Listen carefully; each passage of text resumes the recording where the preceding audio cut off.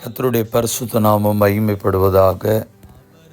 ஆண்டவருடைய வார்த்தை இவ்விதமாய் சொல்லப்பட்டிருக்கிறது. சங்கீதம் 97 சங்கீதம் 11 நீதிமானுக்காக வெளிச்சமும் செம்மையான இருதயத்தாருக்காக மகிழ்ச்சியும் விதைக்கப்பட்டிருக்கிறது. Light is shed upon the righteous and joy on the upright in heart. கர்த்தருடைய பரிசுத்த நாமம் மகிமைப்படுவதாக. ஒவ்வொரு நாளும் ஆண்டவர் தம்முடைய வார்த்தைகளை தம்முடைய ஜனங்களுக்கு ஒவ்வொரு காரியங்களின் மூலமாய் இடைப்படுகிறார்.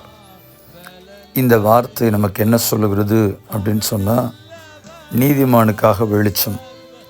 அப்படியானால் மற்றவர்களுக்கு இருளா அப்படி என்று பார்க்கும் பொழுது, கர்த்தருடைய வார்த்தை என்றைக்கும் பொய் சொல்லாது. நீதிமானை குறித்து வேதம் நமக்கு சொல்லும் பொழுது, நீதிமொழிகள் 4 விதமாய் சொல்லப்பட்டிருக்கிறது. நீதிமான்களுடைய பாதை நடுப்பகல் வரைக்கும் அதிகமாய் பிரகாசிக்கிற சூரிய பிரகாசம் போல் இருக்கும். சாலமோன் ஞானி இவ்விதமாய் எழுதி வைத்திருக்கிறார். அவருடைய வாழ்க்கையில் இருள் என்பது இல்லை. எல்லா சூழ்நிலைகளிலும் வெளிச்சத்தின் வழியாகத்தான் நடந்து செல்கிறார்கள். ஏனென்றால் ஆண்டவருடைய வார்த்தை அவர்களுக்கு இருக்கிறது ஒரு புறம். அவருடைய வார்த்தையானது கால்களுக்கு தீபமும் பாதைக்கு வெளிச்சமாக இருக்கிறது. அவருடைய நீதியின் சூரியனாகிய இயேசுவின் முகத்தை தரிசித்து நடக்கும் பொழுது அவருடைய வாழ்க்கையில் இருளான அனுபவங்கள் என்பது இருப்பதில்லை. அவருடைய வாழ்க்கையில் வெளிச்சம் பிரகாசிக்கிறது. உங்களில் உள்ள வெளிச்சம் இருளாகாதபடிக்கு எச்சரிக்கையாக இருக்க வேண்டும் என்றும் வேதம் நமக்கு சொல்லுகிறது. ஆண்டவர் நம்மை ஒளியாய், வெளிச்சமாய், விளக்காய், உப்பாய், இப்படி பல விதங்களில் ஒப்பிட்டு சொல்லுகிறார்.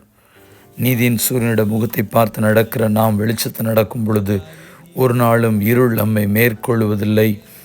அந்த வெளிச்சம் என்பது மகிமை, உயர்வு, ஆசீர்வாதம் என்பதை குறித்து நமக்கு சொல்லி காண்பிக்கிறது.